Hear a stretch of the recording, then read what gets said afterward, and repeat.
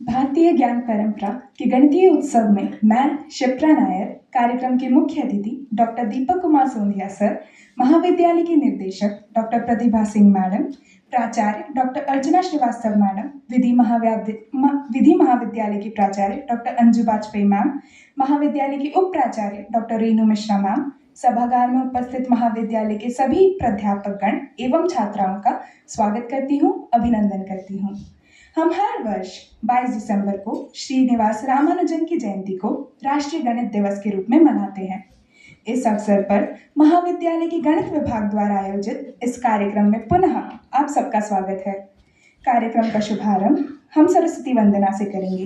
मैं सम्मान्य अतिथियों से अनुरोध करूंगी कि वे मां सरस्वती को पुष्प अर्पित कर कार्यक्रम का औपचारिक रूप से शुभारंभ करें। साथ ही साथ मैं अद्विका और मुस्कान को सरस्वती वंदना हेतु आमंत्रित करती हूँ।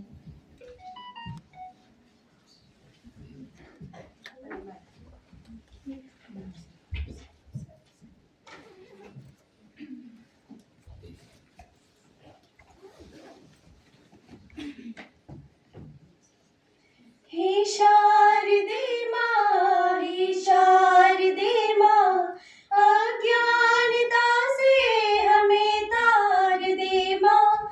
हे शारदे माँ, हे शारदे माँ, अज्ञानता से हमें तार दे माँ।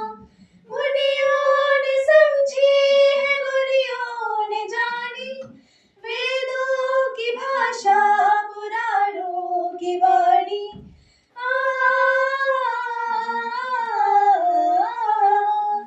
मुनियों ने समझी है, गुणियों ने जानी, वेदों की भाषा पुराणों की वाणी। हम भी तो समझे, हम भी तो जाने, विद्या का हमको भी अधिकार दे माँ। हे शारदे माँ, हे शारदे माँ, अज्ञानता से हमें तार दे माँ। तू श्वेत वर्णी कमल पे विराजे, हाथों में वीणा मुकुट सर पे साजे।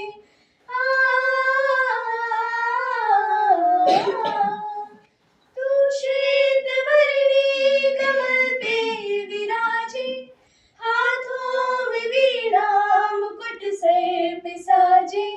मन से हमारे मिटा दो अंधेरा, हमको जानो का संसार दे माँ।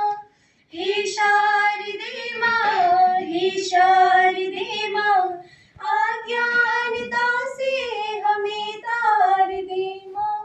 अज्ञानता से हमें तार दे माँ। अज्ञानता से हमें तार दे माँ।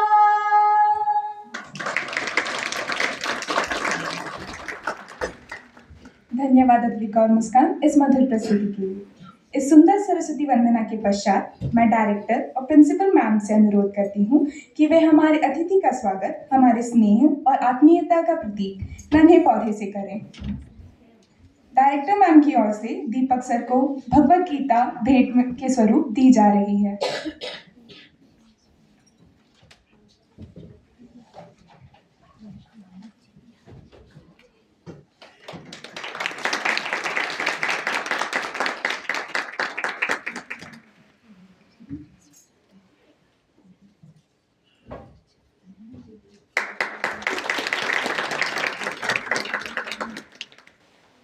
धन्यवाद मैम, धन्यवाद सर।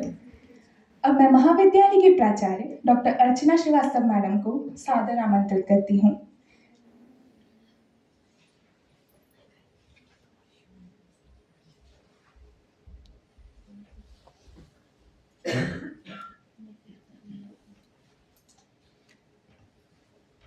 ओम श्री साई राम। आज हम लोग एक बहुत ही महत्वपूर्ण दिवस पे यहाँ एकत्रित हैं। आज हमारे देश के एक ऐसे मैथमेटिशियन गणितज्ञ का जन्म दिवस है जिसने पूरे विश्व में अपनी प्रतिभा की छाप छोड़ी है। उनको हर कोई जानता है, हर कोई पहचानता है विश्व में, श्रीनिवास रामानुजम जी। उन्होंने शायद बहुत कम समय तक इस जीवन को जिया, मगर उस पर भरपूर दिया। इतना मैथमेटिक्स का वो ज्ञान छोड़ करके गए हैं कि उन पे आज तक शोध जारी है। जो उन्होंने बनाई थी, थ्योरम्स बना के गए, बहुत कुछ लिख के गए हैं। कुछ चीज़ें तो आज भी हम लोग नहीं जानते हैं, उनका पूरा गूढ़ रहस्य आज भी नहीं जान पाए। उन पर रिसर्च चल रही है। ऐसी प्रतिभाएं जो हैं वो विरले ही इस दुनिया में आती हैं और दुनिया को बहुत कुछ भेंट देकर चली जाती हैं। ऐसे ही हमारे जो मैथमेटिशियन थे श्रीनिवास रामानुजम थे। आज के इस कार्यक्रम के लिए मैं मैथमेटिक्स डिपार्टमेंट को साधुवाद दूंगी कि उन्होंने बहुत ही सुंदर विषय के साथ आज का कार्यक्रम आयोजित किया है, शून्य से अनंत तक। शून्य भी भारत की ही खोज है और अनंत अगर पूछे जाए तो हमारे वेद पुराणों में हमेशा अनंत का जिक्र रहता है। अनंत कोई परिभाषा नहीं होती। अनंत अगर आपसे पूछा जाए तो क्या आप बता पाएंगे कि अनंत क्या है? इन्फिनिटी इंग्लिश में कहते हैं उसे, but but what it is? हम तो प्रभु को भी अनंत कहते हैं, लेकिन उनका तो एक्चुअली अनंत इसलिए अनंत कहा जाता है कि जिसका कोई मेजर ना हो सके, जो इसको कि आप नाप ना सकें। वो कुछ भी हो सकता है। हम लोग फिजिक्स में भी हमारे पास ये रिडल होती है, infinity. What is infinity? At the nuclear scale, 1 meter is an infinite distance. But at the galactic level, 10 raised to power 24 is, or 34 maybe, is infinity. तो infinity जो है वो 1 मीटर भी हो सकती है और infinity 10 raised to power 34 भी हो सकती है। हमारी गैलेक्टिक अभी जो हम लोग मेजर कर पाए हैं, गैलेक्सीज का जो यूनिवर्स है वो 10 raised to power 24 किलोमीटर्स तक मानते हैं हम लोग। उसके आगे क्या है हमें नहीं पता। तो जिसे हम जान ना पाए वही अनंत है। तो आज का बहुत ही सुंदर उन्होंने टॉपिक चूज करा है, शून्य से अनंत तक। मतलब ये जर्नी चलती ही रहेगी। मैं आज के कार्यक्रम के हमारे शामिल हुए डॉक्टर दीपक सोंधिया जी का बहुत बहुत स्वागत करूंगी, डायरेक्टर मैडम और मैथमेटिक्स डिपार्टमेंट, यहाँ पे उपस्थित सारी प्राध्यापिकाएं और छात्राएं। आप लोग एक बहुत सुंदर सुअवसर को मनाने के लिए यहाँ पे एकत्रित हैं। आप सभी का स्वागत है। दीपक सोंधिया जी फिजिक्स से हैं, तो हमारी कुछ अलग ही बातचीत सुबह से चल रही थी रिसर्च के बारे में। आप यहीं हमारे फिजिक्स डिपार्टमेंट से ही हैं, बरकतुल्लाह यूनिवर्सिटी के। तो यहाँ पे फिजिक्स के बारे में तो अब हम कम बात करेंगे, हम लोग मैथ्स और इसके बारे में बात करेंगे। आपका पहला प्रथम आगमन है महाविद्यालय में, तो मैं आपको संक्षेप में थोड़ा सा महाविद्यालय के बारे में बताऊंगी कि हमारा महाविद्यालय सन 1974 में स्थापित हुआ था। अब इस समय हम लोग अपने एक बहुत ही पवित्र 51 ईयर्स ऑफ एग्जिस्टेंस को सेलिब्रेट कर रहे हैं इस समय। और हमारा कॉलेज जो है A+ ग्रेड कॉलेज है नैक द्वारा। बहुत सारी उपलब्धियां हैं, बहुत क्वालिफाइड स्टाफ, स्टूडेंट्स बहुत अच्छी अच्छी जगह प्लेस्ड हैं एंड बहुत बड़ा वास्ट कैंपस है हमारे पास सर। और यहाँ पे 19 एकर्स में बहुत सुंदर हरा भरा कैंपस है, हॉस्टल है हमारे पास arts, science, commerce, education, law, इन सभी के लॉ का तो कॉलेज अलग से स्थापित इसी वर्ष से आप हमारी डॉक्टर अंजू वाजपेयी जो हैं उनके लीडरशिप के अंडर बहुत अच्छे से लॉ कॉलेज संचालित है हमारे महाविद्यालय में। एजुकेशन का है, फैकल्टी बहुत अच्छा, यहाँ पे हम लोग वैल्यू बेस्ड एजुकेशन पे ध्यान देते हैं। वैल्यू बेस्ड मतलब कि जहाँ पे सिर्फ हम लोग भारतीय ज्ञान परंपरा से सरोवर शिक्षा देने की कोशिश करते हैं, क्योंकि हम लोग कहीं छोड़ के नहीं जाने वाले। अपनी जड़ों को छोड़ करके कोई भी पेड़ पनप नहीं पाता, फल फूल नहीं पाता है। तो हम उन्हीं जड़ों को सशक्त करने का कार्यक्रम भी यहाँ पे अभियान चलाते हैं। यह छोटा सा मेरी तरफ से आपके लिए कॉलेज और इस कार्यक्रम के लिए इंट्रोडक्शन था। पुनः स्वागत, पुनः आपका आने के लिए धन्यवाद। सायरा।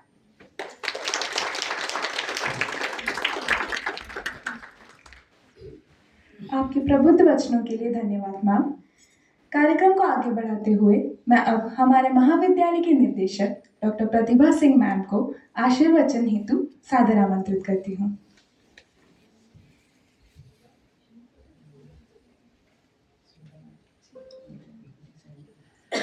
सबसे पहले ओम साई राम। भगवान श्री सत्साई भगवान बाबा के चरणों में मेरा कोटि कोटि नमन। आज हम यहाँ गणित दिवस, राष्ट्रीय गणित दिवस सेलिब्रेट करने के लिए एकत्रित हुए हैं और महाविद्यालय का सौभाग्य है कि हमारे साथ डॉक्टर दीपक जी रांची से पधारे हुए हैं। आपका महाविद्यालय परिवार हृदय से स्वागत करता है। 2000 साल होते हैं। महाविद्यालय की प्राचार्य डॉक्टर अर्चना श्रीवास्तव, लॉ प्राचार्य doctor Anju Vajpayee, IQAC incharge doctor Neena Arora, महाविद्यालय के सभी विभागाध्यक्ष और साथीगण, इस आयोजन के ऑर्गेनाइजर मैथ्स विभाग की विभागाध्यक्ष डॉक्टर स्मिता नायर और उनका स्टाफ और महाविद्यालय की प्रिय छात्राओं, आज का दिन बहुत ही विशेष दिन है। अभी जैसा कि मैडम ने आपको बहुत सारी बातें बताई हैं, रामानुजन जी जिनके बारे में आपने पढ़ा होगा, हमारे देश के महापुरुष गणितज्ञ जिनका नाम पूरे विश्व में प्रसिद्ध है, और उन्होंने बहुत ही छोटी सी 33 वर्ष तक की आयु में इतना कमाल करके दिखा दिया। तो ऐसे बुद्धिमान गणितज्ञ, उनकी बायोग्राफी आप पढ़ेंगे, उनके बारे में जानेंगे तो आपको लगेगा कि क्या व्यक्ति थे वो और कैसे हमको उनका अनुसरण करना चाहिए। एक गणित के लिए उनके अंदर जुनून था, और वो जुनून इस हद तक था कि नींद में भी वो गणित के सवालों को ही सॉल्व करते थे, और जहां वो उलझ जाते थे तो देवी माँ स्वयं उनके जो सवाल होते थे उनको सॉल्व करते थे। तो ऐसे दिव्य पुरुष हमारे भारत की देन, ऐसे अनेकों महापुरुष हमारे देश में हुए हैं कि जिनसे हमको सीखना है। और ये जो प्रतिभा है ये आप सब में है, आपके अंदर भी वो गुण है, आपके अंदर भी वो शौर्य है, वो शक्ति है, वो ज्ञान है और काम करने की इच्छा शक्ति है, मेहनत कर सकती हैं। तो आप अपने विषय को जब अध्ययन करती हैं तो जुनून रखें, उसके बारे में बारीकी से अध्ययन करें। इसीलिए मैंने हमेशा छात्राओं आपसे कहा है, कक्षाओं में आएं। आपके जो यहाँ वेल क्वालिफाइड टीचर्स हैं उनके ज्ञान को ग्रहण करें, क्योंकि आपको मालूम है कि सूर्य का जो प्रकाश है वो सबको बराबर देता है। अब आप उसको कितना ग्रहण करते हैं ये आपके ऊपर है कि आप उससे सोलर एनर्जी बना ले रहे हैं, या आप उससे अपना बल्ब जला ले रहे हैं, या आप अपने आप को उससे गर्माहट महसूस कर रहे हैं। तो ये जो प्रकाश यहाँ सामने बैठा हुआ है, इनसे आप प्रकाशित हों, और निश्चित रूप से ये जो आपके लिए कार्यक्रम रखे जाते हैं, इनसे जो आपको सीखने को मिलता है उसके बारे में सोचा करिए, चिंतन करिए कि क्या हमारे अंदर भी वो प्रतिभाएं हैं, क्या वो हमारे अंदर भी क्षमताएं हैं कि हम अपने आप को वैसा बना सकें। आप में से भी ऐसे बड़े गणितज्ञ बन सकते हैं, बॉटनिस्ट बन सकते हैं, केमिस्ट बन सकते हैं, इतिहासकार बन सकते हैं, साहित्यकार बन सकते हैं। तो आप में जो शक्तियां हैं उनको पहचानने की आवश्यकता है विद्यार्थियों। और ये महाविद्यालय आपको ऐसे ही अनेकों प्लेटफॉर्म देता है कि जहां आप अपने आप को प्रदर्शित करते हैं, अपने आप को स्थापित कर सकते हैं, अपने आप को साबित करके दिखा सकते हैं कि हमारे अंदर भी वो क्षमताएं हैं। तो विद्यार्थियों, बहुत अधिक नहीं कहूंगी, महाविद्यालय के बारे में भी मैडम ने जैसा सर को बताया है कि बहुत ही एक्सीलेंट महाविद्यालय है। पूरे मध्य प्रदेश में एक प्रतिष्ठित महाविद्यालयों में यदि हम देखें तो बहुत ही ऊपर इसका नंबर है। और ऐसा सत्साई महाविद्यालय A+ ग्रेड महाविद्यालय जिसमें आप अध्ययन कर रही हैं, ये बहुत ही बड़े सौभाग्य की बात है।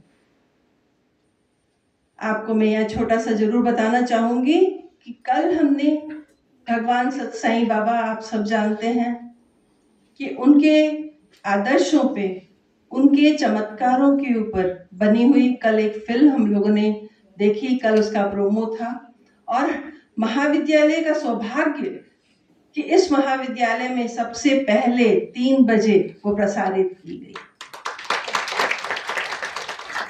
उसका नाम है अनंता, अनंत। आज आपका जो विषय है शून्य से अनंत, तो इसी तरह हमारे भगवान बाबा अनंत हैं। और ऐसे महाविद्यालय में, उनके द्वारा स्थापित किए गए महाविद्यालय में जब आप अध्ययन कर रहे हैं तो निश्चित रूप से ये उन्हीं की दिव्य शक्ति है कि जो आपको यहाँ लेकर आई है कि ऐसे अच्छे संस्कारी और वैल्यू बेस्ड एजुकेशन के साथ आप एक अच्छे संस्कार लेकर के समाज को आगे बढ़ाएंगे।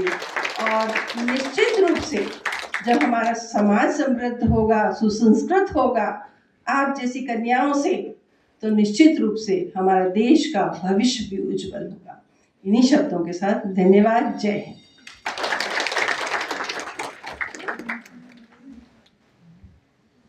धन्यवाद मैम, आपके आशीर्वचन हमेशा से हमारे लिए प्रेरणा का स्रोत रहे हैं।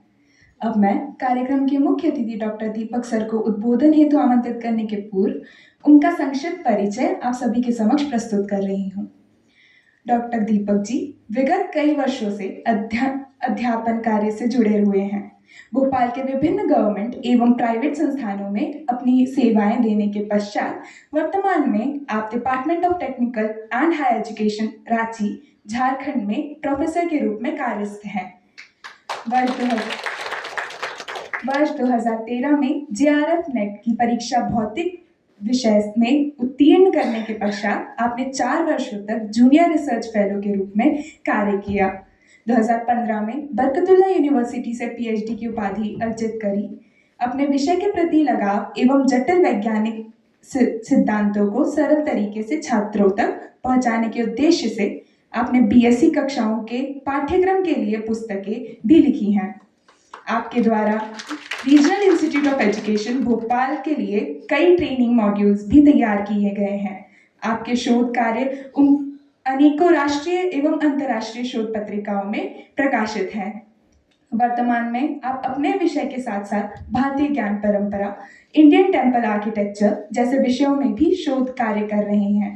भारतीय ज्ञान परंपरा को वर्तमान शिक्षा प्रणाली में से जोड़ने एवं हमारी युवा पीढ़ी को भारतीय ज्ञान परंपरा से परिचित कराने के उद्देश्य से आपके द्वारा आर्यवर्त विद्या फाउंडेशन नामक वेबसाइट भी तैयार की जा रही है, जिसका मूल उद्देश्य भारतीय ज्ञान परंपरा के क्षेत्र में शोध कार्य को प्रोत्साहन देना है।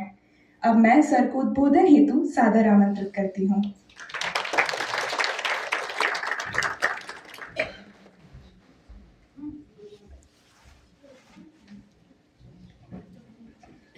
सबसे पहले तो मैं मैनेजमेंट और स्मिता मैडम को इसके लिए थैंक यू बोलूँगा कि मुझे यहाँ बुलाया। एक ही तरीके से है, जितना आप हमारे पुराने इंडियन नॉलेज को समझेंगे, आप फिजिक्स को उससे ज़्यादा अच्छे से समझेंगे जो भी आप समझ रहे हैं। रीज़न उसका मैं आपको बताता हूँ, एक छोटी सी स्टोरी, देन इसको स्टार्ट करेंगे। 2016 में कॉन्फ्रेंस था विक्रम साराभाई स्पेस सेंटर में, और हम लोग ने वहाँ पेपर दिया था और हमें वहाँ पे बेस्ट पेपर अवार्ड मिला था, है ना। तो उसके बाद जब हम लोग लौट रहे थे तो ऑब्वियसली अगर आप त्रिवेंद्रम जाएंगे तो ऑब्वियसली आप रामेश्वरम भी जाएंगे, रामेश्वरम के बाद आप मदुरई टेम्पल भी जाएंगे और फिर घर आएंगे। ये रिसर्च स्कॉलर्स का एक पैटर्न होता है हमेशा कि वो सबसे पहले देखता है कॉन्फ्रेंस कहाँ है, उसके बाद वो देखता है कि कॉन्फ्रेंस के पास कौन कौन से टूरिस्ट स्पॉट है या कौन कौन से तीर्थ स्थल है ना। तो हम लोग तो इसी पे चलते थे। तो जब मैं रामेश्वरम से उस दिन अनफॉर्चुनेटली मेरे घर वालों ने बहुत लड़ा, मेरे फ्रेंड्स वगैरह ने बोले कि नहीं हम कार से नहीं जाएंगे, हम लोग ट्रेन से चलेंगे, लोकल ट्रेन से। तो मुझे बहुत गुस्सा आई कि लोकल से लेके जाओगे आप लोग, तो मैंने कहा ठीक है चलते हैं।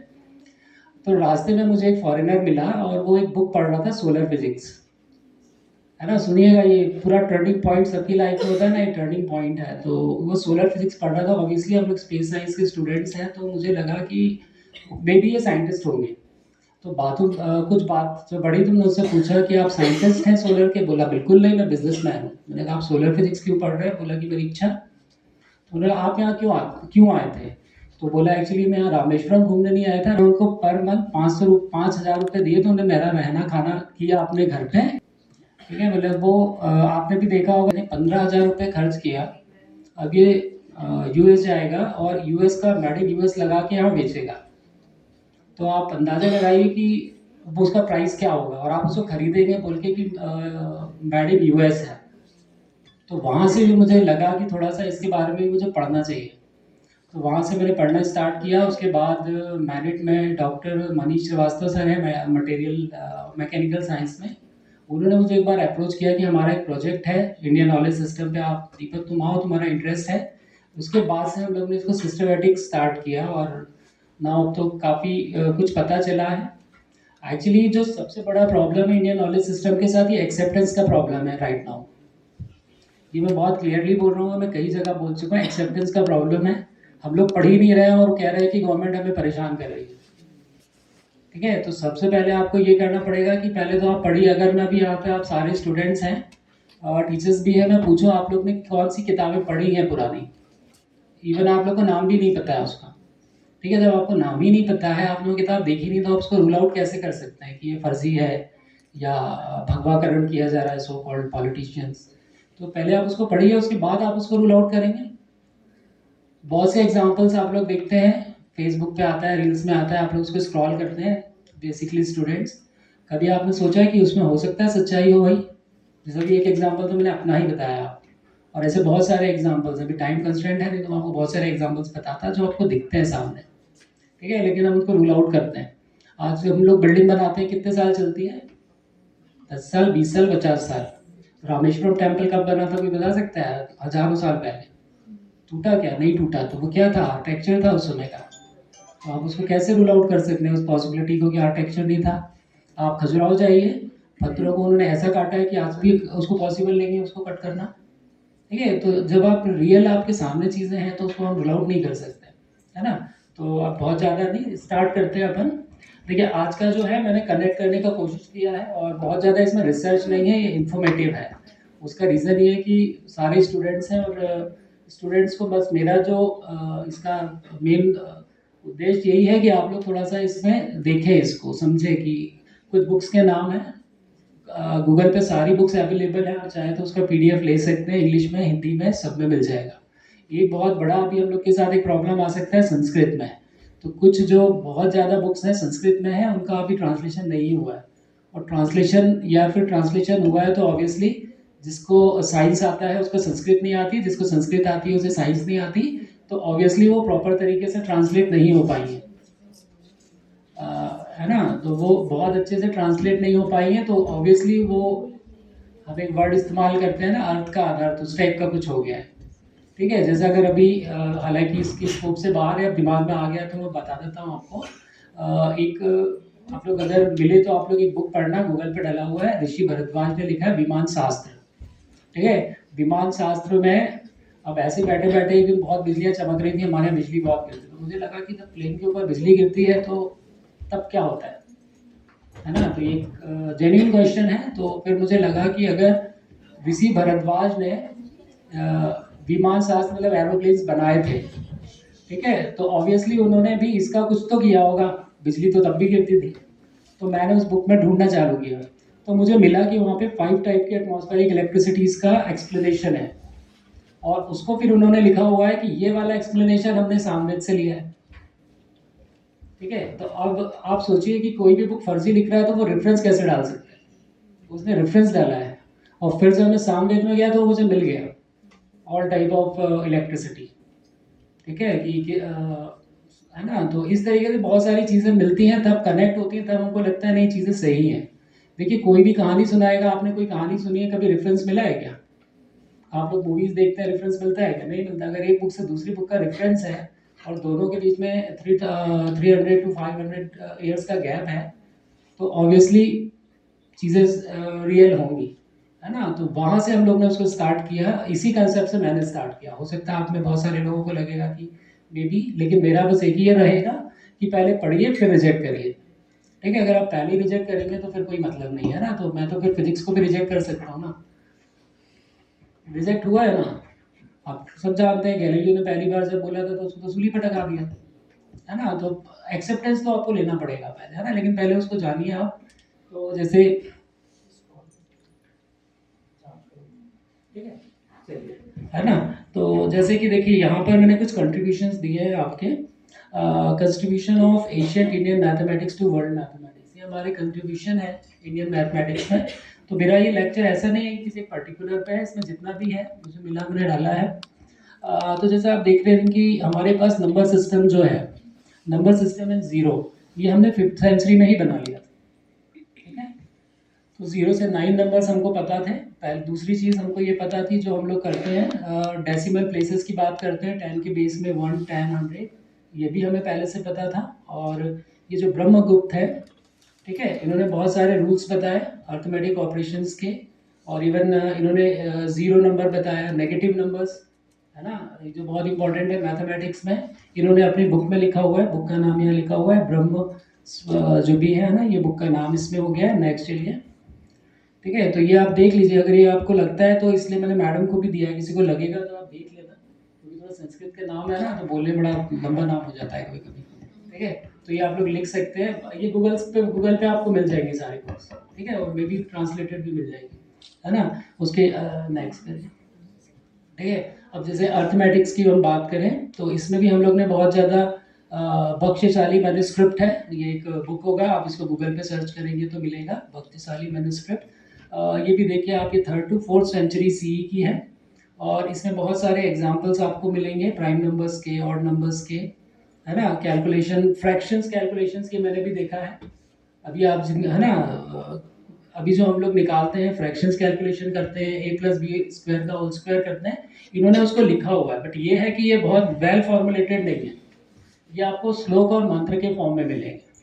ठीक है, तो आपको उसको पढ़ के समझना पड़ेगा, फिर वो आपके जो आप सोचेंगे कि a+b का होल स्क्वायर वहाँ मिल जाए, तो हो सकता है वो आपको ना मिले, वो आपको श्लोक के फॉर्म में मिलेगा। ठीक है, तो वो आपको थोड़ा सा उस पर लगना पड़ेगा, और बहुत सालों से चल रहा है वैदिक मैथमेटिक्स, बहुत से लोग कहते हैं वैदिक मैथमेटिक्स और शॉर्टकट्स और ये सब ने यहीं से निकाला है ना। तो हम लोग फ्रैक्शंस कैलकुलेट कर सकते हैं, स्क्वायर रूट कैलकुलेट कर सकते हैं। नेक्स्ट चलिए, अलजेब्रा भी इवन हम लोग ने ही किया हुआ था। ठीक है, तो ये भी 17th सेंचुरी में देख लिया था। ठीक है, तो अब जैसे इन्होंने ब्रह्मगुप्त है, इन्होंने क्वाड्रेटिक इक्वेशंस और बहुत सारी अलजेब्रिक आइडेंटिटी की प्रॉपर्टीज़ और बहुत सारे टेक्निक्स लीनियर और क्वाड्रेटिक इक्वेशंस को सॉल्व करने के लिए दिए हुए हैं। तो एक्चुअली इसको मैं भी नहीं कर पाया अभी, ठीक है, हम लोग कोशिश कर रहे हैं क्योंकि ये जस्ट है ना, तो इसमें बहुत सारे आपको मंत्र मिलेंगे और क्योंकि वो मैन्युस्क्रिप्ट्स बहुत पुरानी हैं तो बहुत सारी डिस्टॉर्टेड भी हैं, ठीक है, तो आपको थोड़ा उसमें मेहनत लग सकता है, लेकिन आपको इसके सॉल्यूशंस मिल जाएंगे लीनियर क्वाड्रेटिक इक्वेशंस के, है ना। नेक्स्ट, ठीक है, ज्योमेट्री ये हमारे लिए अब ये इम्पोर्टेंट है, ठीक है, जो हमारा टॉपिक है ना, यहाँ से इम्पोर्टेंट होता है ज्योमेट्री। अभी जैसे मैंने आपको एक एग्जांपल दिया था कि भाई अगर उस समय ज्योमेट्री नहीं, कंस्ट्रक्शन की टेक्नोलॉजी इतनी एडवांस थी तो ऑब्वियसली अगर हमारे पास ज्योमेट्री नहीं था तो वो तो पॉसिबल ही नहीं था। तो जो हमारा इंडियन मैथमेटिक्स है इसमें ज्योमेट्री को दो पार्ट्स में डिवाइड किया हुआ है ना, एक हमारा प्रैक्टिकल ज्योमेट्री है और दूसरा थियोरेटिकल ज्योमेट्री है। नेक्स्ट करिए, है ना। तो देखिए जैसे कि आपका जो प्रैक्टिकल ज्योमेट्री है, ये सुलभा सूत्र करके एक बुक है। सुलभा सूत्र जो बुक है ये 800 टू 500 BC में लिखा हुआ था और इसमें हमको दिया हुआ है geometric rules, construction in rituals and architecture. Actually आपने भी देखा होगा जब हम लोग कभी भी कोई भी रिचुअल करते हैं हमारे घर पे तो हम लोग कुछ शेप्स बनाते हैं, आपने देखा होगा श्री यंत्र और ये सारे यंत्र, ठीक है। तो ये सारी चीज़ें किस तरीके से बनेंगी उन सब का उन्होंने इसमें दिया हुआ है एग्जाम्पल कि कब कौन सा रिचुअल होगा, उसमें किस तरीके का डिज़ाइन बनेगा और किस तरीके की आकृति बनेगी। अब हम लोग ने रंगोली जो बनाते हैं आप लोग उसको बहुत चेंज कर दिया है। पहले जो आज से 20 साल पहले हमारे घर बनता था तो डॉट टू डॉट बनता था, तो जो डॉट टू डॉट पहले डॉट डालते थे 100 से 1000 और ऐसा करके, मुझे ज़्यादा नहीं पता, देखा है मैंने, तो वो डॉट्स टू डॉट्स मैच किया करते थे उसको, ठीक है। तो वो ऑब्वियसली बहुत सिमेट्रिकल डिज़ाइंस बना करते थे और वो ज्योमेट्री था। तो ज्योमेट्री तो हमारे घर से ही स्टार्ट हो जाता है ना। तो जैसे अभी मैंने आपको एक एग्जांपल दिया, सुलभा सूत्र में आपको ए प्लस पाइथागोरस थ्योरम भी उसने ऑलरेडी प्रूफ किया हुआ है और है ना, उसमें पहले से था, लेकिन हमने क्या किया कि बस इसमें से किसी ने उठा के हमको दिखा दिया, जो अभी मैंने एग्जाम्पल दिया, उससे जाके सीखा चाकू बनाना और खुद बना के ले आया, ठीक है। तो ये पाइथागोरस थ्योरम अगर आप इस बुक में सर्च करेंगे तो आपको मिल जाएगा, बिल्कुल एग्जैक्टली मैंने आपको कहा ना, नहीं मिलेगा और थोड़ा सा लैंग्वेजेस डिफरेंट होंगे, है ना। नेक्स्ट करिए, ठीक है। फिर उसके बाद हम आते हैं आर्यभट्ट पे, जिनका हम लोग बहुत नाम सुना है हमने। तो इन्होंने भी बहुत सारी थ्योरीज दी हैं ज्योमेट्री से रिलेटेड। इनकी बुक है आर्य भारतीय, ठीक है। इस बुक में भी आपको बहुत सारी मेथड्स मिल जाएंगी कि आप किस तरीके से ट्राइंगल और सर्कल्स का एरिया निकाल सकते हैं, और ये बिल्कुल मैच करता है जो अभी हम लोग पढ़ रहे हैं, इनसे पूरा मैच करता है।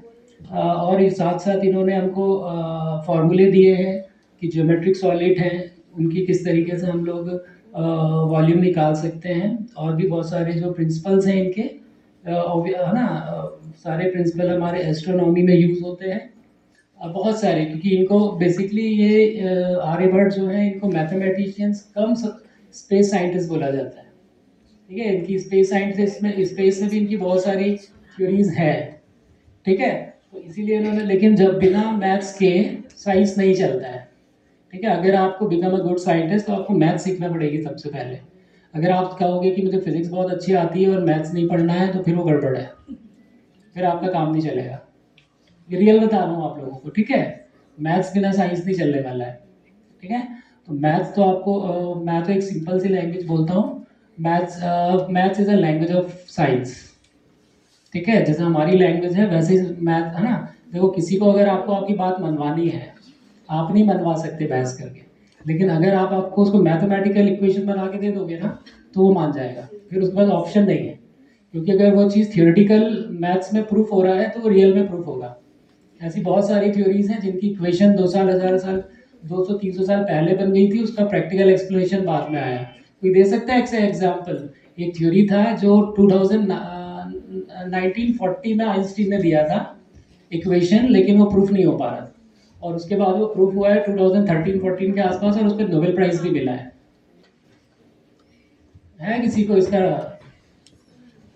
आप लोग तो साइंस के स्टूडेंट है ना, किसी को पता है ये? वो थ्योरी आइंस्टीन ने 1930-1940 में बना दी थी, और साइंटिस्ट परेशान थे, और उसका जो एक्सप्लेनेशन आया, उसका जो प्रैक्टिकल आया, वो आया 2013-14 में। तो ये एक्चुअल में ठीक नहीं लगता है आप लोग का, ये स्टूडेंट्स के साथ आजकल प्रॉब्लम ही यही है ना। तो ये थी ग्रेविटी वेव्स की थ्योरी, ठीक है। ये थ्योरी था ग्रेविटी वेव की इक्वेशन 2030 में बना दी थी आइंस्टीन ने, लेकिन इसको समझ में ही नहीं आ रहा था। उसके बाद 2013 में ये प्रूफ हुआ कि हाँ ग्रेविटी वेव्स होती हैं, ठीक है। तो इसी तरीके से चलिए आगे निकलिए थोड़ा सा, है ना। फिर यहाँ पे अपने पास ट्रिग्नोमेट्रीज जो कंसेप्ट है सुलभा सूत्र में दिया हुआ है, जैसे कि आप लोग ने साइन कोसाइन पढ़े हो, साइन हम पढ़ते हैं, कोसाइन पढ़ते हैं, है ना, टैन पढ़ते हैं। तो ये सारी चीज़ें जो होती है ना, ये सारे हमारे सुलभा सूत्र में क्लियरली मेंशन है, ठीक है। आप लोग थोड़ा सा और पढ़ेंगे सब, ठीक है। आगे चलिए, है ना। फिर ये और है, ये एक और बहुत अच्छी बुक है, जैसे इसका नाम है ना सिद्धांत शिरोमणि, वैसे ही ये सिद्धांत शिरोमणि करके है। इसमें भी हमारे मैथ्स के, अगर आप लोग इसको पढ़ेंगे तो आपकी बहुत सारी मैथ्स की प्रॉब्लम जो है अपने को कैलकुलेशन में आती है, वो सॉल्व हो सकती है, ठीक है। चलिए, ठीक है। और देखिए अभी जो हम लोग बात कर रहे थे, हमारी थीम है इन्फिनिटी। तो इन्फिनिटी और कैलकुलस का भी हम लोगों को बहुत पहले से ही कंसर्न था। देखिए मैंने एक रेफरेंस दिया हुआ है, ancient Indian mathematics particularly those from Kerala school of mathematics. तो ये 14 to 16 सेंचुरी में था और इनको आइडिया था इन्फिनिटी का, ठीक है। 14-15 सेंचुरी में ही इनको पता था, ठीक है। तो इस तरीके से अब ये कहाँ से लाया, वो देखिए भास्करा की बुक लिखा हुआ है, स्कॉलर लाइक भास्करा, ठीक है। भास्कराचार्य ने इसको अपनी बुक में पहले ही एक्सप्लेन किया हुआ है, what is the concept of infinity, ठीक है। आगे चलिए, ठीक है। अब देखिए यहाँ से हम स्टार्ट करते हैं। बेसिकली ये सब ये था कि आप लोग थोड़ा सा मोटिवेट हो, लेकिन मुझे लगा कुछ बहुत सारे बच्चे डिमोटिवेट हो गए पहले। ये हमारे यहाँ के लोगों की पता है समस्या है बहुत बड़ी, और ये चीज़ें मैं हमेशा देखता हूँ, है ना। मेरी आदत है कि मेरा ऑब्जर्वेशन थोड़ा ज़्यादा तेज है। अभी मैं पटना से लौट रहा था तो एयरपोर्ट पे जहाँ पे हम चेक इन करते हैं वहाँ पे एक बोर्ड लगा हुआ है कि यहाँ पे स्पाइटिंग नहीं करेंगे, धूम्रपान नहीं करेंगे। उसके जस्ट पीछे 2 फोटो लगे हैं, जुमा केसरी। ये हमारा इंडिया है, ये रियल स्टोरी है, रियल। मैंने फोटो खींचा है उसका, अभी तक डाला नहीं था क्योंकि अब डालूंगा क्योंकि अब मैं ऑफिशियली छुट्टी पे हूँ, ठीक है। तो अब ये है कहानी। तो अब आप सोचिए ये हमारे यहाँ की दिक्कत है, फिर हम बोलेंगे कि गवर्नमेंट कुछ नहीं कर रही। एक बोर्ड लगा रहे हो कि धूम्रपान नहीं करना, उसके पीछे बोर्ड लगा रहे हो जुमा केसरी। तो आप क्या करना चाह रहे हैं वहाँ पे, है ना। तो ये सारा प्रॉब्लम है। तो यही अपने स्टूडेंट्स के साथ भी है। जो भी मैडम ने बोला कॉलेज आना ही नहीं है, मैडम भी बोल रही थी कॉलेज आएंगे नहीं, अपने मन से लगेगा कि नहीं कोई पढ़ाई लिखाई नहीं हो रही है। अरे कॉलेज आओगे तब तो पता चलेगा पढ़ाई लिखाई हो रही है कि नहीं हो रही है। और इसको कोरोना के बाद ज़्यादा बर्बाद हो गए जब से व्हाट्सएप ग्रुप बने हैं, क्योंकि सारी इन्फॉर्मेशन व्हाट्सएप ग्रुप में आ जाती है ना, तो बच्चा क्यों आएगा। हम लोग जब पढ़ते थे तो उसे नोटिस ढूंढने के लिए कॉलेज घूमना पड़ता था। 5 दिन तो इसलिए जाते थे कि एग्जाम का टाइम टेबल मिल जाएगा, है ना, कि कहीं तो मिलेगा। क्योंकि हम लोग जैसे बच्चे क्या होते थे खुद पढ़ के फाड़ देते थे कि सब कॉलेज आए, है ना। तो अब देखो, है ना। तो अब इसमें अपन चलते हैं मैथमेटिक्स ऑफ इंडियन टेम्पल। देखो इसमें पहली जो मैंने लाइन लिखा हुआ है उसी पे लिखा हुआ है कि हम लोग ने एक हमारा एक मिसकंसेप्शन है कि जो हमारे टेम्पल्स हैं वो सिर्फ पूजा की जगह है, जैसा ऐसा कभी नहीं था। हमारे जो जितने भी टेम्पल्स हैं वो सारे रिसर्च सेंटर हैं। मैं तो यही बोलूँगा, उसमें आपको हर जगह एग्जाम्पल मिलेगा। वहाँ पे जो भगवान को फूल चढ़ता है उसका भी साइंटिफिक रीज़न है, ठीक है। जैसे आप गेंदे का फूल चढ़ाते हैं भगवान को, कब चढ़ाते हैं, अभी नहीं चढ़ाएंगे आप गर्मी में। उनको गेंदे का फूल आप चढ़ाएंगे सितंबर से लेकर नवंबर तक। रीज़न क्या है, क्योंकि उस समय सांप का प्रॉब्लम बहुत होता है और जो गेंदे का फ्रेगनेंस होता है उससे सांप भाग जाता है, ठीक है। यही रीज़न है, ठीक है। तो इसीलिए जितने भी रिचुअल्स हैं, जो चीज़ें हैं, कहीं ना कहीं कनेक्टेड है साइंस के साथ, ठीक है। तो अब इसमें और भी बहुत सारी चीज़ें हैं, आगे बढ़िए, ठीक है। देखिए एलिमेंट हैं हमारे कुछ, जितने भी हमारे टेम्पल्स मिलेंगे उस पर ये सारी चीज़ें हमको मिलेंगी। आपको गर्भगृह मिलेगा, मंडप मिलेगा, ठीक है। और फिर अलग अलग चीज़ें, देखिए एक वर्ड इस्तेमाल किया हुआ है हमने, शिखर या विमान, ठीक है। तो अगर हमारे पास एरोप्लेन्स नहीं थे तो विमान वर्ड भी नहीं होना था। अगर हमारे पास विमान वर्ड है मतलब हमारे पास कहीं ना कहीं विमान का साइंस था, ठीक है। अगर कोई चीज़ एग्जिस्ट नहीं करेगी तो उसके लिए वर्ड बनेगा क्या, ऑब्वियसली नहीं बनेगा। अगर है मतलब वो था वो चीज़ वहाँ पे, है ना। तो विमान जो होता है टिपिकल मंदिर के ऊपर जहाँ पे झंडा लगता है उस एरिया को बोलते हैं। और आप अगर खजुराहो जाएंगे तो उसके जब नीचे आप देखेंगे, उन सारे शिखर के नीचे से उसको जब देखेंगे तो उसका जो डिज़ाइन लगेगा वो आपको जेट इंजन की तरह सिमिलर दिखेगा। चाहो तो आप गूगल पे सर्च कर लेना इसको, ठीक है, या तो जाके देखोगे तो और भी अच्छा है। ठीक है। उसके बाद सारी उसके कलश है, वाहन है, तो ये सारी चीज़ें हैं, इनका भी कुछ ना कुछ सारी चीज़ें रहेंगी। अब जो सबसे ज़्यादा हमको अपीलिंग लगता है वो क्या होता है, हमारा वास्तु पुरुष मंडल। तो वास्तु पुरुष मंडल जो है हमारे वास्तु शास्त्र से रिलेटेड है, ठीक है। तो हम लोग जब घर भी बनाते हैं तो एक बार वास्तु शास्त्र जरूर देखते हैं। तो वास्तु शास्त्र बेसिकली कुछ भी नहीं है, उसको अपन आगे देखते हैं, आगे देखते हैं। ठीक है। तो वास्तु शास्त्र बेसिकली आपका सिमेट्रिकल डिजाइन है। तो आप ये सारी चीजें देख रहे हैं तो आपको इसमें क्लियर जो है उसको वास्तु पुरुष बोला जाता है। ठीक है। तो इनके ऊपर अपन अब आगे नहीं जाएंगे, बस ये हमारे साथ क्या होगा ना, हर चीज के साथ एक स्टोरी जोड़ दी जाती है। तो अब जब ये साइंस बनाना तो अब इसको क्या किया गया कि वास्तु पुरुष के साथ एक राक्षस को जोड़ दिया, ठीक है, ताकि हम लोग उससे थोड़ा सा डरे। ठीक है। तो बेसिकली अपन उसकी स्टोरी पे नहीं जा रहे हैं। तो ये एक वास्तु पुरुष मंडल जो है ये पूरा साइंस है, और इसको उन्होंने क्या किया है कि जो हमारा पूरा एरिया होगा, जैसे आपका घर होगा या मंदिर होगा, तो उसको उन्होंने अलग अलग स्क्वायर्स में डिवाइड कर दिया है कि यहाँ पे ये एनर्जी होगा, यहाँ पे पॉजिटिव एनर्जी होगा, यहाँ पर हमारा डार्क एनर्जी होगा, ऐसा करके। ठीक है। तो इसमें आप लोग जब देखेंगे तो इस तरीके से एक सिमेट्रिकल शेप होगा, जैसे इसमें लिखा है सर्कस सिम्बलाइज द। अब देखिए हम यहाँ से आते हैं, अभी हमने क्या बोला था, अभी हम लोग बात कर रहे हैं शून्य से अनंत तक। तो जो सेकंड लाइन इसमें लिखा हुआ है, ठीक है, the circle symbolise the universe, timeless and infinity. थोड़ा सा, ठीक है, इन्फिनिटी पोटेंशियल मीन्स इसमें ये बोला गया कि जो सर्कल एरिया आपको दिखेंगे वो यूनिवर्स और टाइमलेसनेस को डिनोट करते हैं इस तरीके से, है ना। और फिर जैसे अलग अलग जो स्क्वायर्स हैं वो अलग अलग भगवान जो भी हमारे गॉडेस हैं उनके लिए एक अलग अलग एरिया दिया हुआ है। ठीक है। तो अगर आप इसको रखेंगे अपने घर पे डायरेक्शन के अकॉर्डिंग, तब आपको पता चल जाएगा। जो आपका आर्किटेक्ट आजकल बताता है कहाँ पे किचन बनाना है, कहाँ पे वॉशरूम बनाना है, तो अगर आप ये वाला जो डायग्राम है इसको आप आपके घर पे रख के देखोगे तो आपको खुद पता चल जाएगा कि वहाँ पे आपके आर्किटेक्चर में कहाँ पे प्रॉब्लम है। ठीक है। चलिए आगे। ठीक है। अब देखो ये जैसे साइंस है फ्रैक्टल ज्योमेट्री, ये मैंने फर्स्ट इसलिए लिया ना कि अभी आप लोग को लग रहा है कि फालतू की बोरियत बात चल रही है। अभी मैथ्स वाले जानते हैं, अभी ये वाला सबसे हॉट टॉपिक है फ्रैक्टल थियरी। ठीक है। ठीक है। तो एक्चुअली इसको जो मान, और आगे चलो, इसका जो कंसेप्ट है ना हमारे यहाँ पे बहुत पहले से है। वो कैसे है देखो, ये सब लोग जब भी पूजा पाठ करते हैं ना तो ये वाला श्लोक सब जरूर पढ़ते हैं। पढ़ते हैं कि नहीं पढ़ते हैं, लेकिन इसका मतलब हम लोग को नहीं पता है।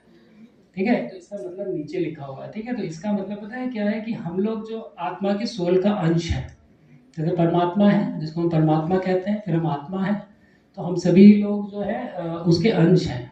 तो ये श्लोक ये बोलता है कि अगर आत्मा परमात्मा परिपूर्ण है अपने आप में, तो हम भी अपने आप में इंडिपेंडेंट आइडेंटिटी हैं। और जब इसका रिपीटेशन होता है तो यूनिवर्स बनता है। ठीक है। मतलब इसी तरीके से हमारे मंदिर बनते हैं। मंदिर क्या सारी चीज़ें बनती हैं, एक ईंट अपने आप में पूरी है, उसको आप रिपीट करते जाओ आपका घर बन जाएगा। ठीक है। सिमिलरली हमारे जो टेम्पल्स होते हैं, देखो वहाँ पे मैंने 3 डायग्राम लगाए हैं।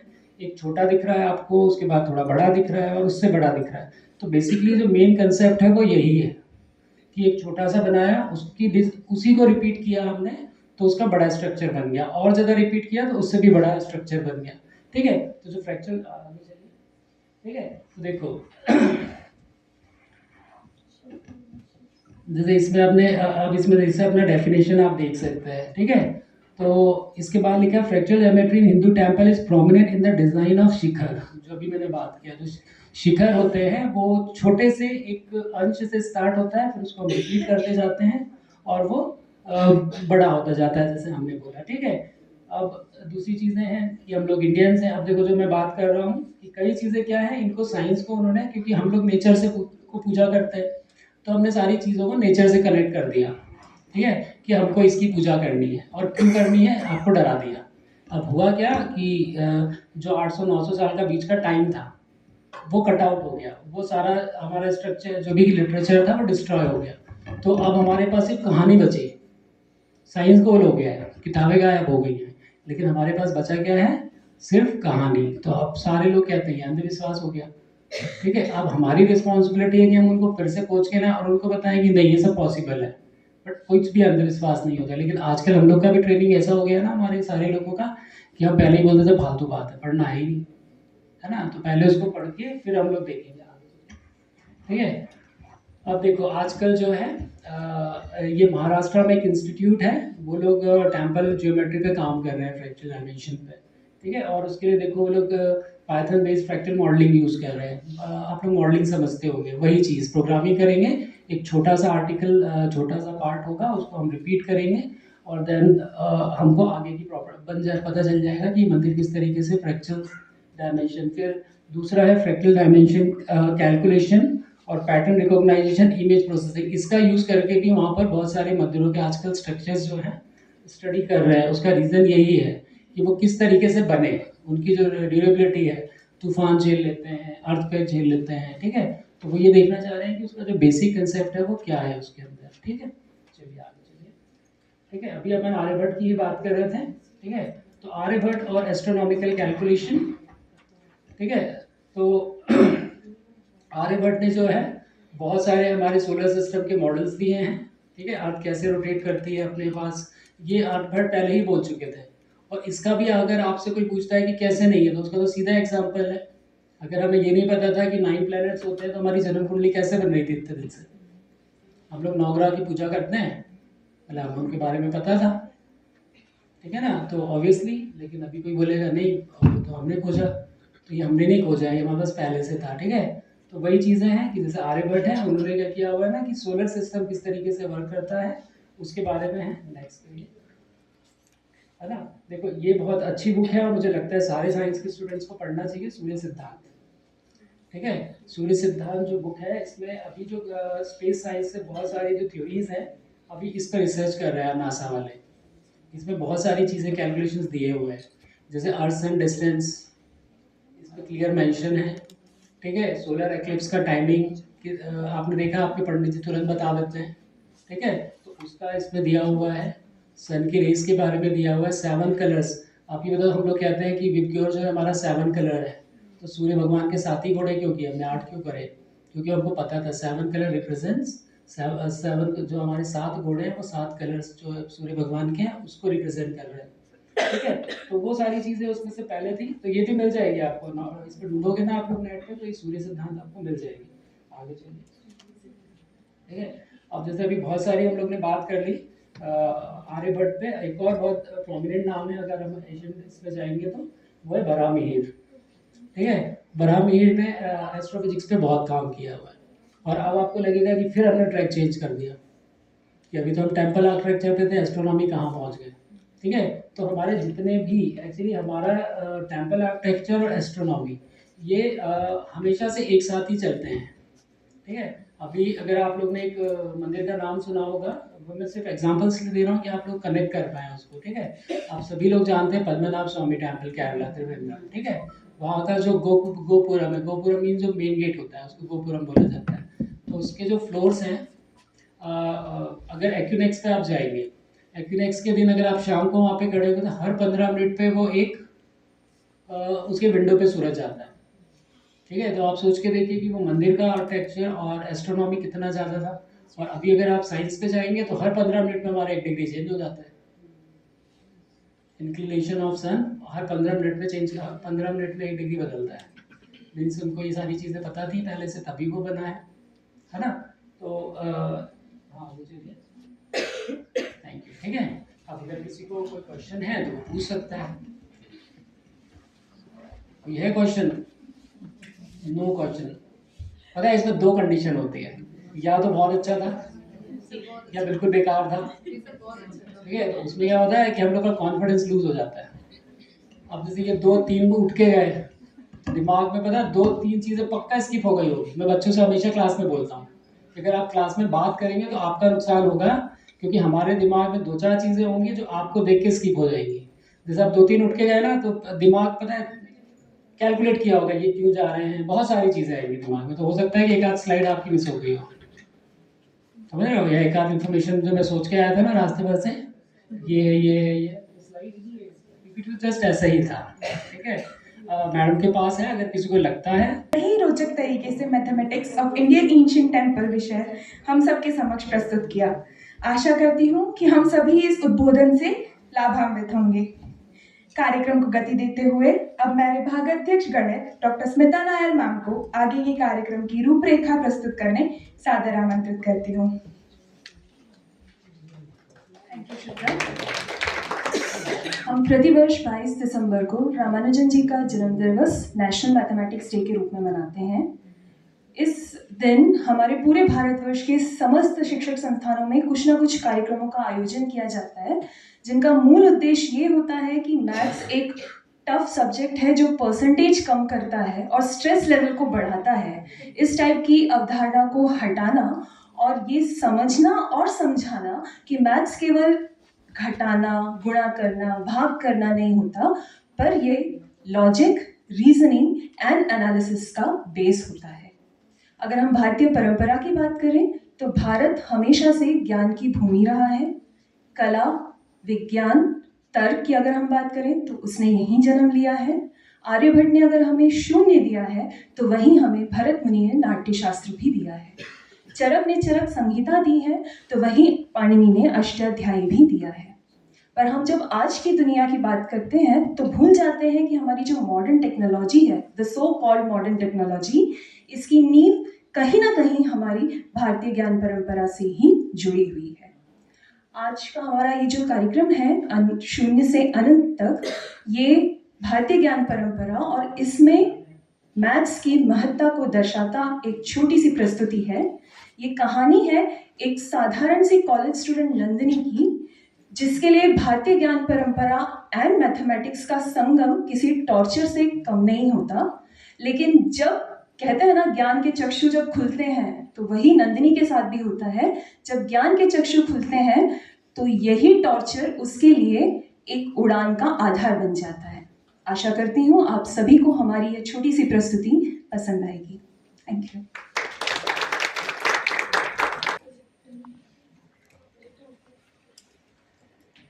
जहाँ ऋषियों ने ध्यान में बैठ धरा को अमृत ज्ञान दिया, संख्याओं की सूक्ष्म रहस्यों से विश्व को नव विज्ञान दिया। आधुनिकता की अंधी दौड़ में भूल गए हम उन धूमिल तारों को, आज फिर से याद दिलाने आए उन ज्ञानियों के कार्यों को। आज यहाँ आरंभ हुआ सीसी का एक नया अध्याय, जब आईकेएस और गणित बनेंगे उन्नति के दो पंख सदाए।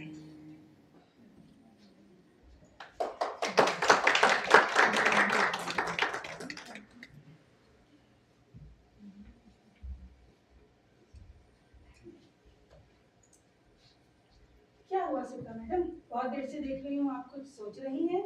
हाँ शालिनी, मैं ये सोच रही हूँ कि इस बार हम बच्चों को सीसी में कुछ नया टॉपिक क्यों ना दें। अरे वाह, सोचा है क्या फिर कुछ? सोचा है, क्यों ना इस बार हम सीसी में बच्चों को मैथमेटिक्स और आईकेएस को जोड़कर कुछ बनाने को कहें। बहुत बढ़िया। वैसे भी एनईपी 2020 ने आईकेएस पे बहुत जोर डाला है। हाँ, कम से कम सीसी के बहाने ही सही हमारे बच्चे भारतीय ज्ञान परंपरा के बारे में जानेंगे तो सही। बहुत बढ़िया, तो चलो फिर क्लास में अनाउंस करके आते हैं। चलो। मतलब आज बच्चों का कार्डियो वर्कआउट होगा, वो भी फ्री में। कार्डियो वर्कआउट मतलब? अरे सीसी का नाम सुन के बच्चों की दिल की धड़कनें बढ़ तो जाती हैं। चलो फिर कराते हैं सबको कार्डियो वर्कआउट।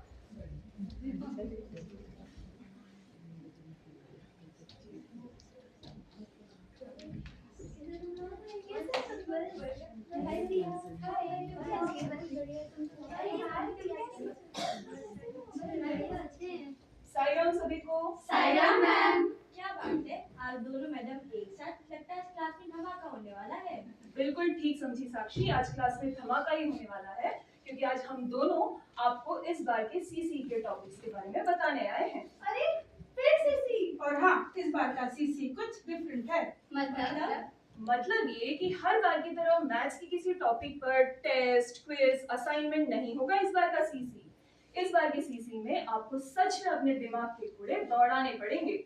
इस बार का सीसी का टॉपिक है आईकेएस और मैथमेटिक्स। हे भगवान, मतलब इस बार का सीसी है करेला, वो भी नीम चढ़ा। अरे रिलैक्स एवरीवन, इतना परेशान होने की जरूरत नहीं है। आपको बस हमारे प्राचीन भारतीय गणितज्ञों के अचीवमेंट्स को आज आज की सो कॉल्ड मॉडर्न टेक्नोलॉजी के साथ जोड़कर बताना है, बस। इस बार के सीसी में आपको हमारे पुराने मैथमेटिशियंस के बारे में या तो चार्ट बनाना है, पोस्टर या फिर कोई नाटक ही क्यों ना हो। हाँ, पर ध्यान रहे, no plagiarism, cut copy paste बिल्कुल नहीं चलेगा।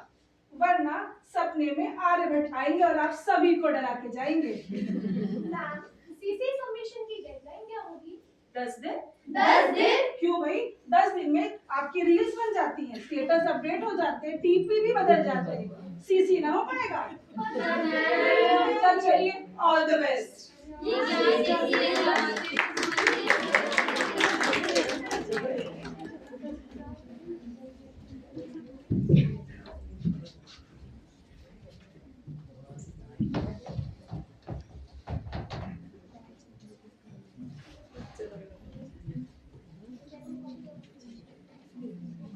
हेलो, मैं तो आपकी शॉपिंग से बस नंदनी का वेट कर रही हूँ, अभी तक आई नहीं वो शॉप स्कूल से घर।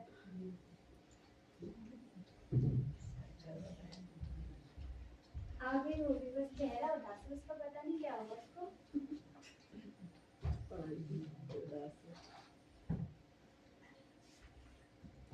क्या हुआ नंदनी बेटा, चेहरा क्यों उदास है? हाँ, आज क्लास में सीसी का टॉपिक मिला है, कुछ समझ नहीं आ रहा क्या करूँ उसमें। क्या है टॉपिक? भारतीय ज्ञान परंपरा और गणित। अरे वाह, ये तो बहुत अच्छा टॉपिक है। पर मुझे तो मैथ्स वैसे ही कठिन लगती है और भारतीय गणितज्ञों के बारे में तो कुछ नहीं पता। हम जो फॉर्मूला पढ़ते हैं, न्यूटन के होते हैं, पाइथागोरस के होते हैं, यूलर के होते हैं या गॉस के होते हैं, भारतीय गणितज्ञों का तो कोई नाम नहीं आता। बेटा, भारतीय ज्ञान परंपरा तो सबसे समृद्ध ज्ञान परंपरा है जो पूरे विश्व का मार्गदर्शन करती है। तुम परेशान मत हो, शायद मैं तुम्हारी कुछ मदद कर सकूं। सच माँ, वो कैसे? रुको, बताती हूँ।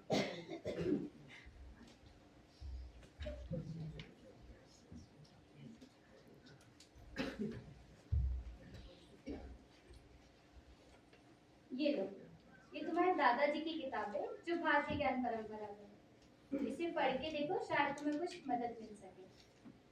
पर इतनी मोटी और पुरानी किताब। बेटा, ये तो ज्ञान का भंडार है, इसलिए इतनी मोटी है। याद रखना, ज्ञान कभी डराता नहीं है, रास्ते दिखाता है। कभी कभी पुरानी चीजें भी नए रास्ते खोल देती है। तुम पढ़ के देखो उसे।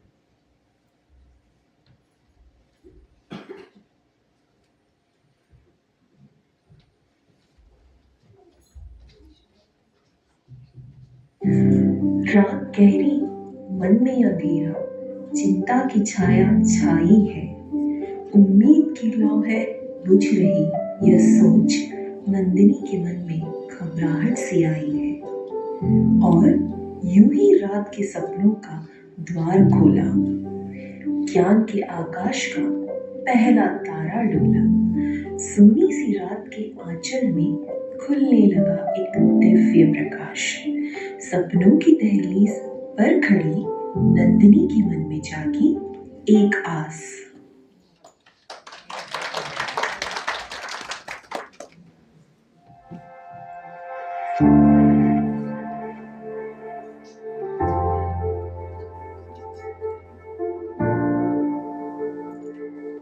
अरे, ये मैं कहाँ आ गई हूँ? नारायण नारायण। स्वर्गलोक में आपका स्वागत है। नारद जी, सर, क्या मैं मर गई? नहीं बेटा, यह सिर्फ असाइनमेंट का स्ट्रेस है। यह बॉडी ट्रेवल नहीं, ब्रेन ट्रेवल हुआ है। पर मुझे घर जाना है, मुझे आईकेएस और मैथमेटिक्स पर सीसी बनाना है, प्लीज मुझे घर भेज दीजिए। बेटा, अब तुम आ ही गई हो तो कुछ समय बिताओ हमारे स्वर्गलोक में। नारायण नारायण।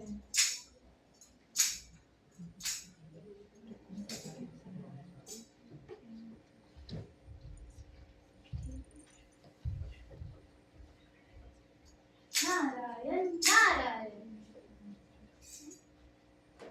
अरे, ये हॉस्पिटल है। नारद जी, स्वर्ग में भी हॉस्पिटल? और ये तो एमआरआई मशीन है जो धरती पे होती है। नारायण नारायण। प्रणाम ऋषिवर, प्रणाम ऋषिवर। हाँ, बिल्कुल सही पहचाना तुमने नंदिनी।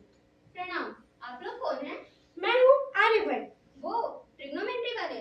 हाँ, वही आर्यभट्ट जिसने बिना टेलीस्कोप के ग्रहों की पोजीशन निकाले थे, पाई का मान, साइन, कोसाइन, दशमलव आधारित गणना यानी डेसिमल सिस्टम को नया रूप दिया। और मैं हूँ Madhav, Kerala school of mathematics का संस्थापक, कैलकुलस का असली जन्मदाता। नारायण नारायण। पर कैलकुलस तो न्यूटन ने बनाई थी। अरे मैंने जब इनफाइनाइट सीरीज, ट्रिग्नोमेट्रिक एक्सपेंशंस के फॉर्मूलों की खोज की थी, तब तो न्यूटन का जन्म भी नहीं हुआ था। अच्छा। बेटा, ये एमआरआई मशीन देख रही हो? इसका आधार भी साइन और कोसाइन है, और इसमें जो इमेज बनती है वो साइन और कोसाइन के तरंगों को जोड़कर बनती है। ठीक वैसे ही जैसे अनंत श्रेणी के सिद्धांत में हजारों वर्ष पूर्व मैंने बताया था। एमआरआई में ट्रिग्नोमेट्री लगती है और मैं सोचती थी कि ट्रिग्नोमेट्री का काम सिर्फ एग्जाम में मार्क्स कटवाने का होता है। अब समझी नंदिनी, गणित केवल गिनती नहीं, ज्ञान की भाषा है। और जब गणित समझ आ जाए तो इससे होने वाला सिरदर्द भी गायब हो जाता है। बिल्कुल ठीक। नारायण नारायण। अगर आर्यभट्ट जी और माधव जी के गणित के सूत्र नहीं होते तो आज की एमआरआई मशीन और दूसरी टेक्नोलॉजी भी वैसे ही काम करती जैसे खराब वाईफाई पर वीडियो कॉल। नारायण नारायण।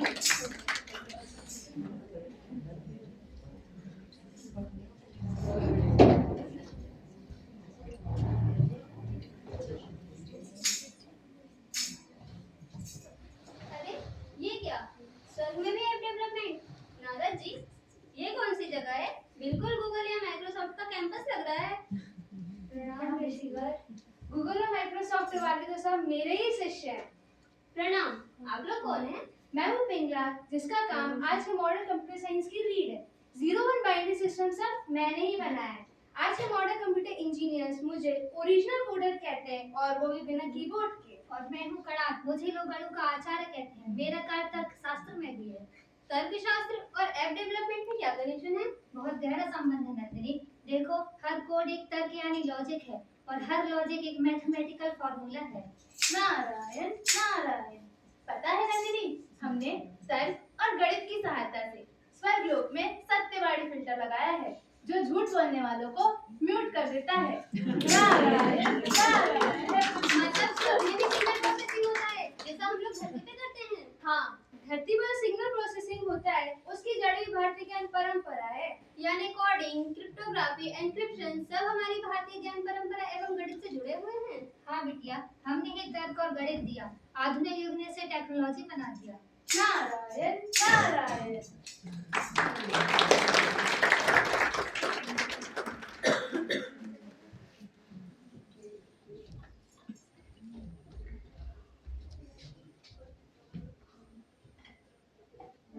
चाहे एमआरआई की गहरी तस्वीर या एप्स का डिजिटल संसार, साइन कोसाइन से सिग्नल तक गणित ही करता सब साकार। प्राचीन भारत का ज्ञान है अमूल्य, आज भी है हमारे साथ चला। हॉस्पिटल हो या टेक की दुनिया, हर जगह आईक्यूएस का उजला दीप जला।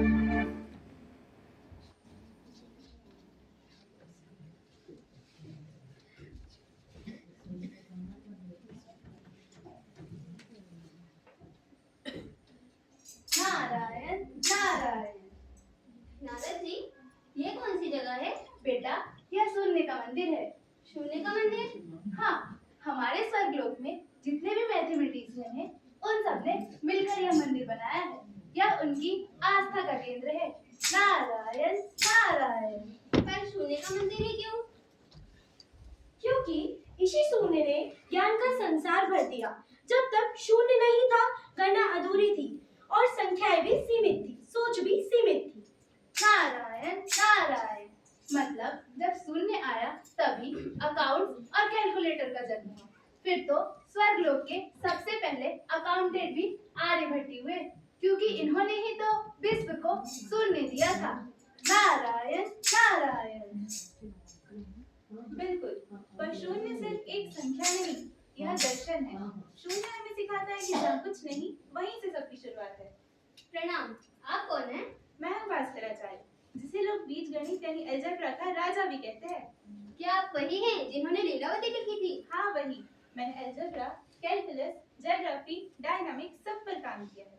यदि मेरे सूत्र ना होते तो आज की दुनिया की मिसाइल्स, सैटेलाइट्स, ट्रेजेक्टरी सब टेढ़े मेढ़े होते। नारायण नारायण। आचार्य जी, नरकवासियों ने स्वर्गलोक पर फिर से हमला कर दिया है। जल्दी मेरा लैपटॉप लेकर आओ और मेरे शिष्य को भी संदेश भेजो जल्दी। जी आचार्य। नारद जी, स्वर्ग में भी युद्ध?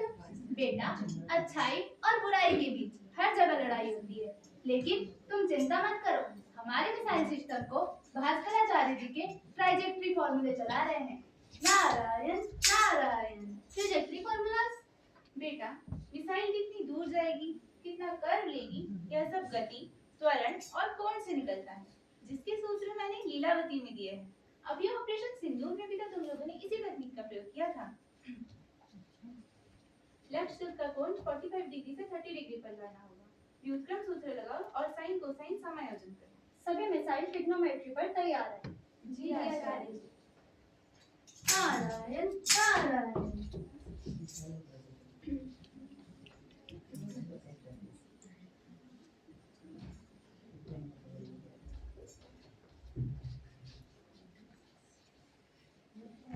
गूंज उठे धरती आकाश, बज उठा युद्ध का शंखनाद।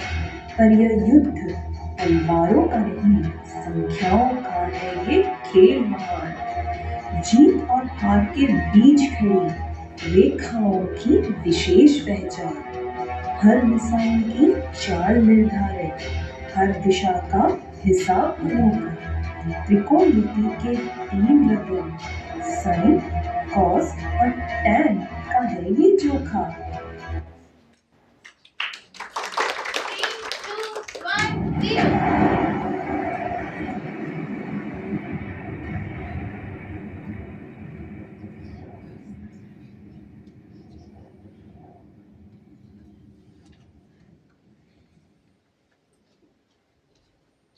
आचार्य, लक्ष्य भेद दिया गया है, नरकवासी पीछे हट गए हैं।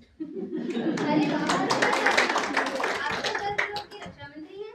जिसके साथ गणित हो बेटा, वो तो कई मंत्री बन सकता है। नारायण नारायण।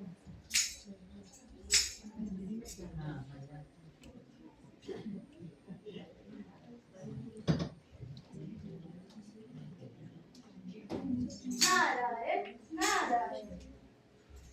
नारद जी, अब हम कहाँ आए हैं? बेटा, अब तक तुम समझ गई होगी कि मानव सभ्यता के विकास के लिए हर विषय का अपना एक स्थान है, चाहे वह कला हो, विज्ञान हो या फिर वाणिज्य। इसलिए यह जरूरी हो जाता है कि हम हर विषय को पढ़ें और समझें।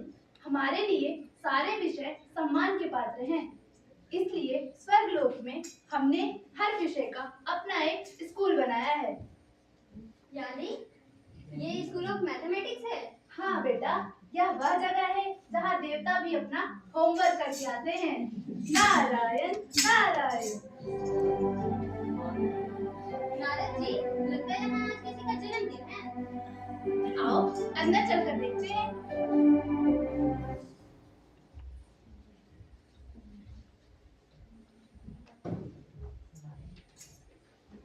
जन्मदिन की बहुत बहुत धन्यवाद। नारायण नारायण। ये तो रामानुजन जी हैं।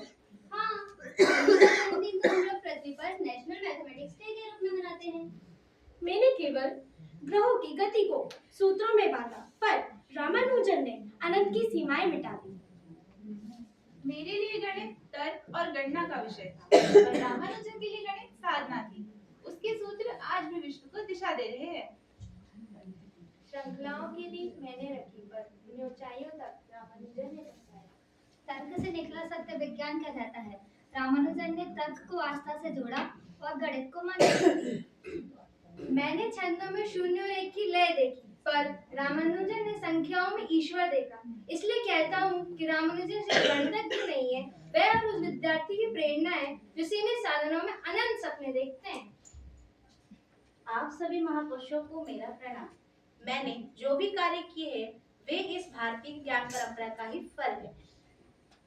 आज मुझे समझ आया कि गणित केवल सवालों का जवाब नहीं, बल्कि सोचने का तरीका भी होता है। आप सभी गणितज्ञों का जीवन यह सिखाता है कि जहाँ परिस्थितियां चाहे कैसी भी हो, लेकिन सोच सही है तो रास्ते अपने आप बन जाते हैं। बिल्कुल ठीक नंदिनी। नारायण नारायण। अरे ये तेज रोशनी कहाँ से आ रही है? मुझे दिखाई क्यों नहीं दे रहा है? नारद जी कहाँ हैं आप सभी? मुझे दिखाई क्यों नहीं दे रहे हैं?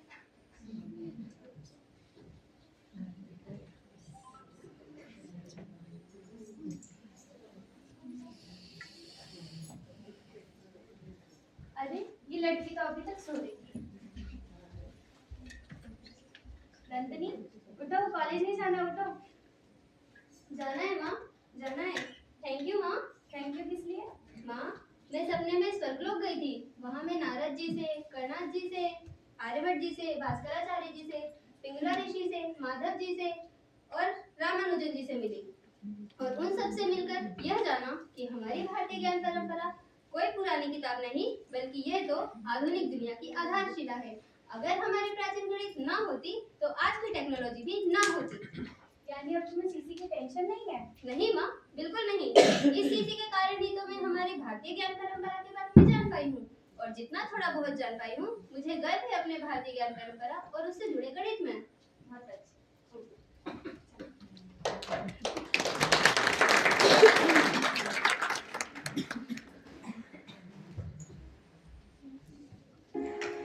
शून्य से अनंत की यात्रा, गणित का है ये दिव्य प्रमाण। आईकेएस की धारा में बसा हुआ है पूर्ण ज्ञान। शून्य से सृष्टि पाई है, रेखाओं से रूप बना। गणित ने ही दिखलाया है सृष्टि के हर रचना का राज। चाहे तारा, चाहे संगीत, चाहे कण का नया संसार, आईकेएस की सिमटी गाथाओं में छुपा है प्रगति का सार।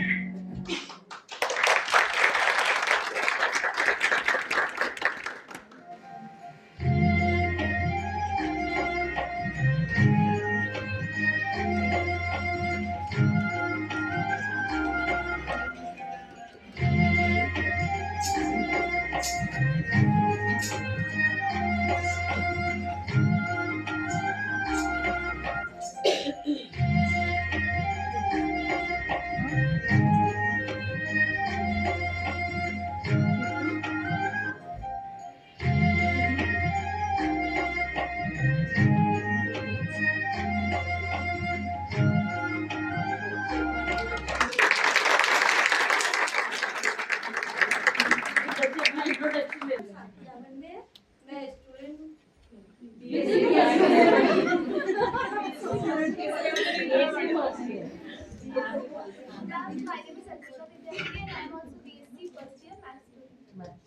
Myself Shipra Nair. I am also BSc second year maths student. And my name is Sujay Rabanshi. I am also a BSc third year student. हम मेरा नाम ए विद्या है और मैं बीएससी सेकंड ईयर की छात्र हूँ। हमारा डिपार्टमेंट मैथ्स है।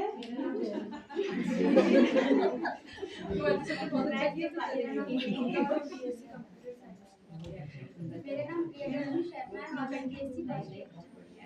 मेरा नाम अनुष्का चौहान है, मैं बीएससी फर्स्ट ईयर की छात्र। पीछे वाले आगे मैथमेटिशियंस नारद जी आगे जाते ना। मेरा नाम राजनंदिनी है और मैं भी बीएससी फर्स्ट ईयर की स्टूडेंट हूँ। मेरा नाम मुस्कान दुबे है, मैं BSc first year maths department की स्टूडेंट हूँ। I am Manvanja Kushwaha from BSc first year maths. मेरा नाम I am Sakshi Pal from BSc maths first year. बोलो। Myself Pooja Nile. I am from BSc first year maths.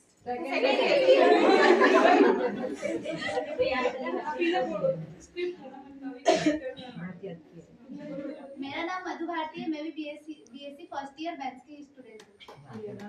मेरा नाम निकिता यादव है और मैं एमएससी सेकंड ईयर की स्टूडेंट हूँ। My name is Nishita Singh, मैं BSc computer science second year की स्टूडेंट हूँ। Myself Vibha Sahani. I am from BSc first year maths. मैं बीएससी सेकंड ईयर की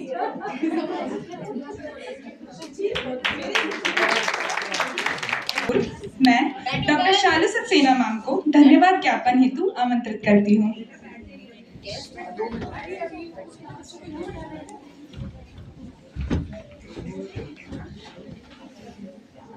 थैंक यू शिप्रा। गणित केवल अंकों का खेल नहीं, गणित केवल पुस्तकों का ज्ञान भी नहीं, गणित एक भाषा है जिसका अस्तित्व हर जगह व्याप्त है, चाहे वो धरती हो, चाहे आकाश हो, चाहे अंतरिक्ष ही क्यों ना हो। यह केवल गणना का साधन नहीं बल्कि ब्रह्मांड के रहस्यों को जानने की कुंजी रहा है। इसीलिए यह कहना बिल्कुल भी अतिशयोक्ति नहीं होगी, अंकों के अनुशासन में छिपी जगत की रीत है। अंकों के अनुशासन में छिपी जगत की रीत है। गणित कोई बोझ नहीं, यह बुद्धि का संगीत है। योग घटाना गुणा भाग, योग घटाना गुणा भाग बस खेल नहीं है, चार है। सृष्टि के हर निर्माण का यही मुख्य आधार है। और इसी गणित के दो महत्वपूर्ण अंग होते हैं, शून्य और अनंत। और आज हमारी छात्राओं ने शून्य से अनंत तक की ज्ञान यात्रा नाटिका का बहुत ही सुंदर मंचन किया। जिस प्रकार किसी भी यात्रा को सफल बनाने के लिए आवश्यकता होती है दृढ़ निश्चय, अटूट विश्वास, बहुत सारी मेहनत और शुभेच्छाओं की, उसी प्रकार हमारी यह यात्रा सफल बनाने के लिए मैं सर्वप्रथम आभारी हूँ हमारे अतिथि डॉक्टर दीपक जी के, जिनकी गरिमामय उपस्थिति ने कार्यक्रम की शोभा बढ़ाई और हम आपके द्वारा दिए गए ज्ञानवर्धक विचारों और प्रेरणादायी शब्दों के लिए हमेशा आभारी रहेंगे। मैं आभारी हूँ हमारी निर्देशक डॉक्टर प्रतिभा सिंह मैडम की, जिनकी दूरदर्शी नेतृत्व और अटूट समर्थन ने इस कार्यक्रम को सफल बनाया। मैं हमारे महाविद्यालय की प्राचार्य डॉक्टर अर्चना श्रीवास्तव मैडम को भी तहे दिल से शुक्रिया अदा करूंगी, जिनके निरंतर प्रोत्साहन और कुशल प्रबंधन से हमें उत्कृष्टता की प्रेरणा मिलती है। मैं law principal doctor Anju Vajpayee madam की भी आभारी हूँ, जिनका मार्गदर्शन हमारे लिए बहुत महत्वपूर्ण होता है। मैं आभारी हूँ हमारे उप प्राचार्य डॉक्टर रेणु मिश्रा मैडम की, जिनका उत्साहवर्धन हमेशा प्रेरित होता है। मैं विशेष रूप से आभारी हूँ हमारी IQAC coordinator doctor Neena Arora madam का, जिनकी सकारात्मक ऊर्जा हम सभी के लिए प्रेरणा का स्रोत होती है। मैं हृदय से आभारी हूँ हमारी विभाग की विभागाध्यक्ष डॉक्टर स्मिता नायर मैडम का, जिन्होंने, ये लाइन ध्यान से सुनिएगा, जिन्होंने अपनी कल्पना को शाब्दिक रूप देकर इस नाटक को प्रभावशाली बनाया। मैं विशेष रूप से आभारी हूँ हमारी सभी छात्राओं का, जिन्होंने अपने अद्वितीय अभिनय क्षमता से इस नाटिका में प्राण डाल दिए। मैं उन सभी छात्राओं की भी आभारी हूँ, जिन्होंने मनमोहक नृत्य और अद्भुत तालमेल से नाटिका को चार चांद लगाए। मैं हृदय से आभारी हूँ हमारी उस छात्रा का, जिसने पर्दे के पीछे रहकर हमारी नाटक को डिजिटल सहारा दिया। माँ शारदी की स्तुति करने वाली सभी छात्राओं को भी मेरा साधुवाद। आपकी मधुर वंदना ने न केवल सभा में सकारात्मक ऊर्जा का संचार किया, बल्कि हम सभी को आध्यात्मिकता से जोड़ दिया। मैं हमारी मंच संचालक की भी आभारी हूँ, जिसकी प्रभावी शब्दावली और बेहतरीन शैली ने आज के इस कार्यक्रम की शोभा बढ़ाई। किसी भी मंच की सफलता उसके सामने बैठे दर्शक पर निर्भर करती है। हमारे आदरणीय शिक्षकगण का संरक्षण और प्यारे बच्चों की गूंजती तालियां ही हमारी असली पूंजी हैं। आप सभी का अंतर्मन से आभार। यह कार्यक्रम किसी एक व्यक्ति की जीत नहीं, बल्कि एक सामूहिक प्रयास का परिणाम है। मैं उन सभी ज्ञात और अज्ञात हाथों का भी अभिनंदन करती हूँ, जिन्होंने प्रत्यक्ष या अप्रत्यक्ष रूप से अपना बहुमूल्य योगदान दिया। अंत में बस इतना कहूँगी, जहाँ मौन के घेरे होते हैं वहाँ अंक की हलचल होती है। एक गणितज्ञ की कलम ही भविष्य का असली संबल होती है। वह कागज के पन्नों पर अनकहे रहस्य उतारता है। वह छोटे से समीकरण से सारा विश्व संवारता है। आप सभी को पुनः राष्ट्रीय मैथमेटिक्स डे की शुभकामनाएं। धन्यवाद। साईराम। शालू मैम के इतने सुंदर धन्यवाद के बाद अब मुझे कुछ और कहना नहीं चाहिए, बट मैं ये कहूँगी कि उन्होंने सबको तो धन्यवाद दे दिया पर अपने आप को भूल गई। मैंने अगर स्क्रिप्ट रची है, मेरा आइडिया रहा है, तो उस सोच को साकार करने में शालू मैम का भी उतना ही योगदान रहा है। Thank you Shalu ma'am.